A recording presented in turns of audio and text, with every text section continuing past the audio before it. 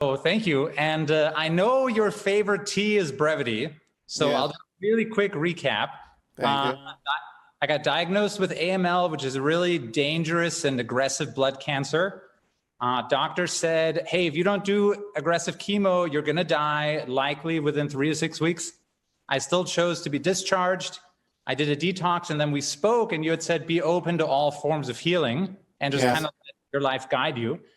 And I just want to say that was really good advice, which I knew at the time, but it turned out to be really good advice. And yeah, I got through the whole experience in a really kind of flowing, effortless way. Congratulations. Yeah, thank you. And so in December, we did a bone marrow biopsy, and it showed no detectable trace of leukemia at all whatsoever. All right. Testing. So that's awesome. And the real key for me with that was, I think, vitamin C. I think like high dose vitamin C was, I think, super effective. Was your permission slip. Right. And so my permission slip, and I don't know how general that is as well. To some degree it is for many people. Part of the general consensus reality, not for everyone, but for many. Yeah. And you had also discussed with me that these types of experiences often result in like a shift of focus. Yes. For people. And I was trying to think about, for me, because I feel like in a way, I mean, I loved my life before, and I'm going to go back in a very similar way. But at the same time, I think one thing that came out of this experience for me was throughout this whole process, I was making videos to tell my friends how I was doing and just inform people what was happening. Yes. And that's been an amazing experience, and I've loved it. And I didn't realize I liked making videos so much. All right. Well, thank you for teaching yourself more about yourself through that experience. Yeah. No, so thank you. And so I will definitely continue to do that. And I think I'm going to start a YouTube channel. All right. Upload those and like make more videos as I go. All right. Up to you. So thank you. And so I had some questions that kind of relate to this experience. I know you don't do health readings, so it won't be that.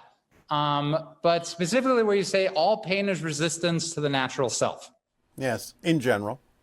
So, okay, I'll give you an illustration, if you will. So say in a parallel reality, which I would perceive to be my past, I am best friends with Buddha, okay?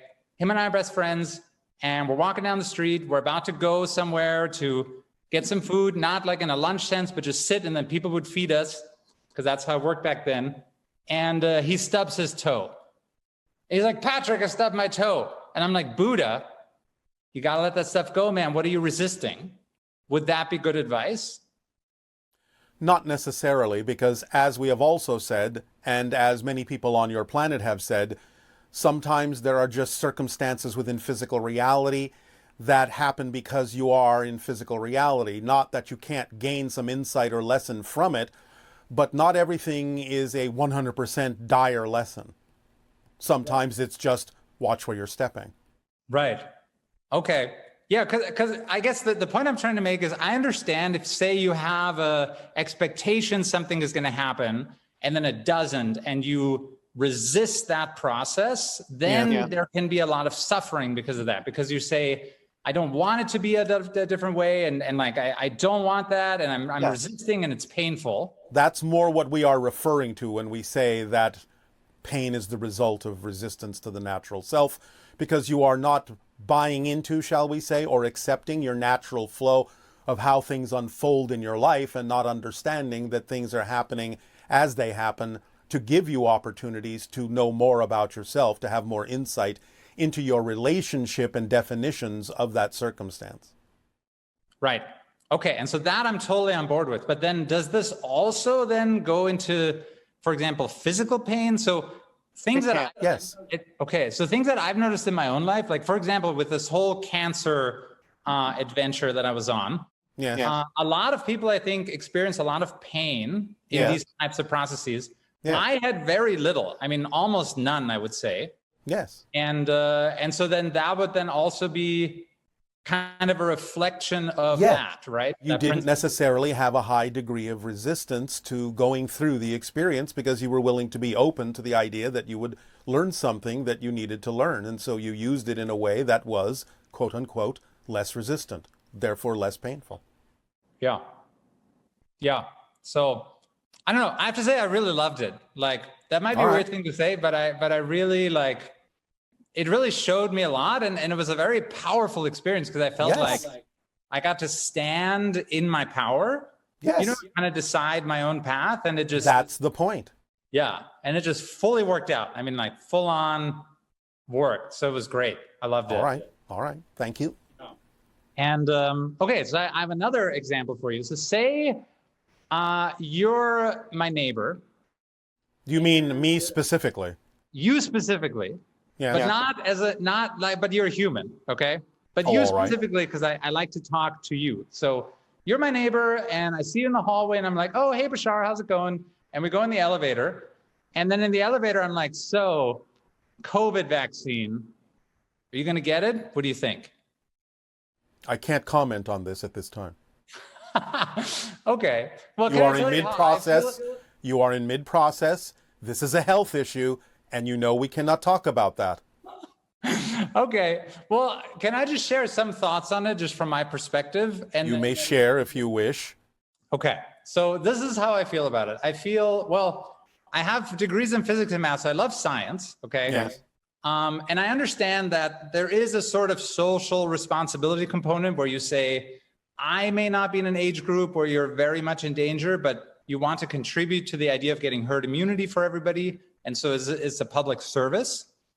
And you could also say that, well, I mean, I am at a little bit of risk of dying and maybe less risk of dying of the vaccine. So there's also a bit of a personal component there. But I also feel somewhat resistance to putting things in my body that I feel like don't have to be there. And I don't know exactly what's in it, what kind of toxins are in it. So yeah, I just feel like I see both sides of it. And I'm probably going to get it because I like to travel internationally and I think it'll be required. But I just wanted to get your take on it. So I have no take on it, as I told you. Everyone must find their own path and be open to deciding for themselves what is the path of least resistance for them based on their own belief systems and what they believe works not only for them but in service to others. It's up to you to determine this. We cannot comment on it. right. Okay. Well, I will just say I certainly have the belief system that if I get it, which I will likely, I will not have any side effects, most likely. Don't be Resistance to insistent. that idea. Don't be insistent. Exactly. Okay, this is so good. All right, I have another question. My mom and I actually talk about this a fair amount. So you have often talked about we're transitioning, the splitting prism, different parallel Earths, and so forth. Yes. And that not everybody that's here with us right now is going to come with us. Correct. At least the one I'm going to. Correct. And you will not necessarily go to the one that they're going to. Exactly. And so so we talk about this a lot. There are different theories about how this actually physically manifests. So do we just shift to an Earth where there's less people, or are there like major... Not necessarily. It depends. There is a version of Earth with less people. But again, you will shift to the version that is representative of the vibrational state that you have created yourself to be. The idea, again, remember, is that there may be other versions of people there that are in the reality you're in now that are simply different versions. And therefore, it may not necessarily be that they have to be less populated, but they may be populated with the same amount of people, but different people who may look the same because they are another version of the people that you were used to in the previous reality, but they will not be the same people, and they will have different approaches and different attitudes and different perspectives that are more commensurate with that particular reality. So it's not a given that the population has to go down, but of course there are some versions of parallel realities where the population is not as high. So yes, that's possible, but again, you'll find that out as you shift. I bet I will. Yeah, because I feel like there are people that are so away from my vibration or like where I think I'm going to go. Yes. Like, I just like don't see how it's possible even for them to change. But they don't in that sense. That's what I'm saying. Those people that would appear to be the same people who are different are already in that reality. They're not the same people. Right. Just because they look the same doesn't mean they are the same. It doesn't mean the old person changed. It means that you're dealing with a new person who happens to look like the other one. Right. Does that help? Okay. Yeah. Yeah. All right.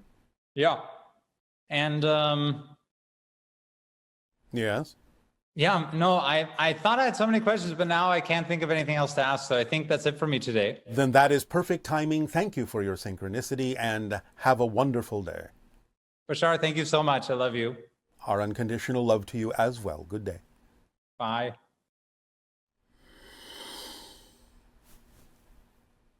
Obviously, we are a proponent of peaceful collaboration in space. Different cultures and different countries and nations on your planet will have their own recognition and realization at different timings of when it is appropriate for them to begin to admit and to recognize our existence and the existence of other extraterrestrial and extra-dimensional beings that have, to some degree, already been in contact with your planet, or those yet to contact your planet in a more open way. It's all part and parcel of the timing of the recognition and the opening of that recognition in different places on your planet that will eventually come together in a holistic sense so that the entire planet at one point will allow themselves to recognize the existence of extraterrestrial beings and in their own good timing be open to the idea of forming these collaborative interactions. Again, this will accelerate in the window of open contact that we have now said has shifted from 2023 to the idea of about 2033. Hi, Bashar. And to you, good day. How's your day going? Perfect, and you? Perfect as well. I'm having a really nice synchronicity because it's almost minus a day since I had a podcast with you, and then it just synchronistically happened that I was going to be able to ask you questions. So, all right, congratulations on your synchronicity. Thank you. So I have a lot of questions about vibration, so hopefully we can get to most of them. We will get to the ones that are important to get to, so you don't have to be hoping. Okay, sounds good. So there was a woman I just recently watched Children of the Future, that transmission, and she mentioned a parallel life where she was a sort of doctor in a future reality. And she was talking about they were using vibration to, I guess, heal organs in the body. Yes, this is a logical extension of where many will be heading in terms of experiencing everything as resonance, everything as frequency, and it will and is extending a little bit more and will continue to do so into your medical technology as well. Right. And so my question was, I know we've also talked about you gave us an exercise where you could impose a vibration onto a ball, and then we would find that it would go into a different location when it was. Yeah. So my question is, are we, or is there a difference, I guess, between imposing a vibration and getting a location and imposing a vibration and healing an organ? Or is there a difference, or how would that work? Like, for instance, if we impose a vibration on a liver, why wouldn't it move to a different location like the ball would?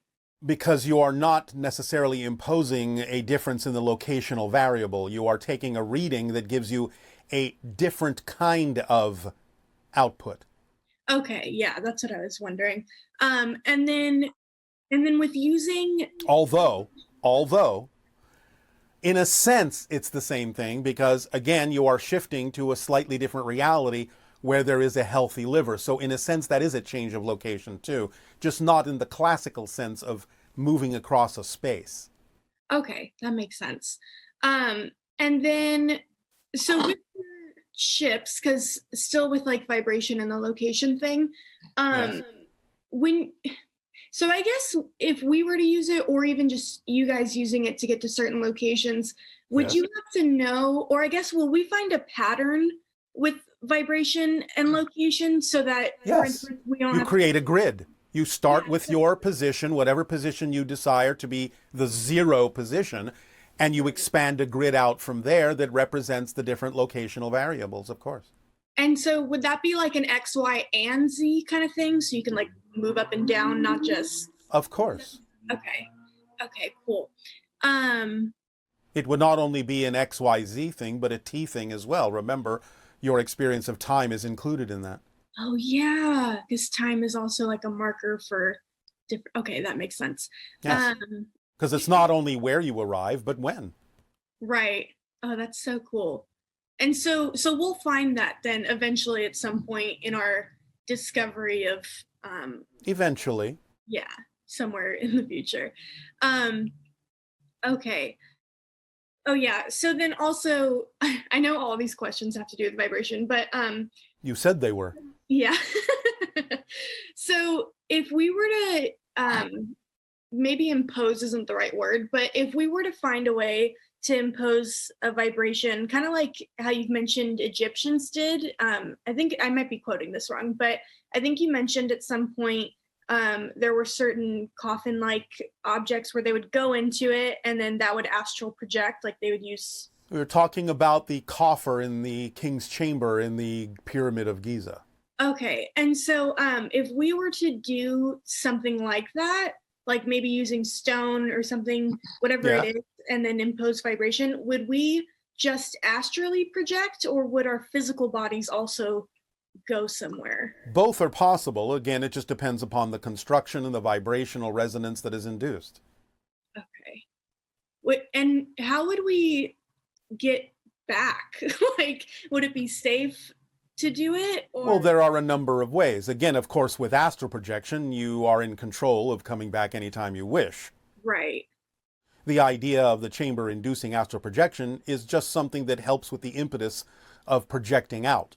It doesn't mean you have to have the idea of a projector on the other side in the astral realm. Your consciousness is sufficient. The idea of physical teleportation is something that may require, again, depending on a variety of factors, another device at the other end. Right.